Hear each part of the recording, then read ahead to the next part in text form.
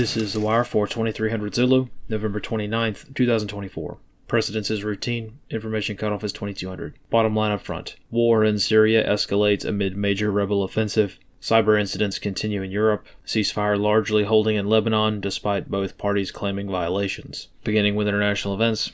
In Russia, as part of a general summit on security topics in Kazakhstan, Russian President Vladimir Putin made a few interesting remarks regarding Donald Trump. Speaking off the cuff, Putin made direct references to Trump's safety in the context of his multiple assassination attempts, saying, quote, "By the way, in my view, even now he's not safe. Yes, why? The United States history has seen various developments, but he is a clever and cautious man. I should hope he realizes all that." End quote. In Europe, Danish authorities clarified details regarding a nationwide IT outage yesterday, which reportedly began as a small outage before expanding to include rail, cellular networks, and other telecoms infrastructure, which were all affected and offline for hours. Analysts comment. This could be related to the initial reports of a similar outage in the Netherlands yesterday. Either the initial reports of outages in the Netherlands were incorrect, or the outages were minor in scale to those of Denmark, which were more substantial. Separately, this afternoon a large-scale cyber incident appeared to strike Russia, with many banking services and financial institutions reporting service interruptions. Russian airline companies also reported similar interruptions to ticketing and booking systems. In Georgia, significant escalations of ongoing domestic tensions emerged overnight as the Prime Minister announced a cessation of Georgia's bid to join the European Union. This announcement reignited unrest among Georgians along two major perspectives: those who support a more pro-EU, pro-West future for Georgia, and those who wish to pivot away from the EU in favor of Russia. In Lebanon, the ceasefire largely appears to be holding for the moment. However, over the past 24 hours, both sides have claimed the other violated the ceasefire, with limited skirmishes taking place in the border regions of Lebanon. Analysts comment.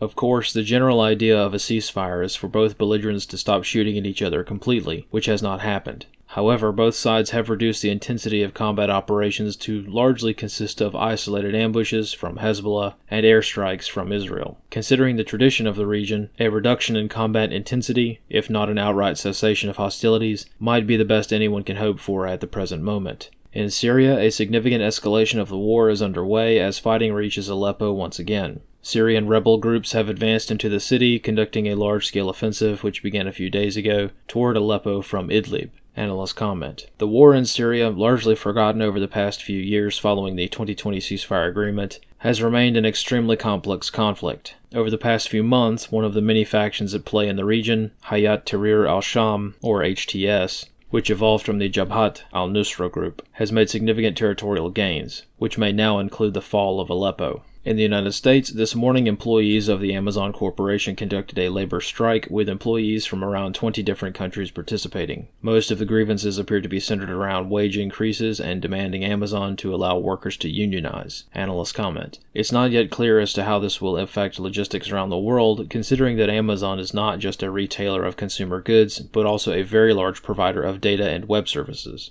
Analyst comments for this wire. The IT issues experienced throughout Europe over the past few weeks, some minor, some substantial, are quite interesting in the context of the two cable-cutting incidents that recently took place in the Baltic Sea. Currently, Denmark and Sweden are leading the investigation into this incident, with Denmark seizing the Chinese ship Yiping 3, which is being investigated for deliberately dragging her anchor in an attempt to cut several undersea cables. This has led many to believe that the recent cyber events throughout Denmark are linked to their investigation of the cable cuttings. In the Middle East, it's too soon to tell how effective the surprise Aleppo offensive will be. However, this does appear to be a major turning point in Syria's history. The reporting is hard to verify with any confidence.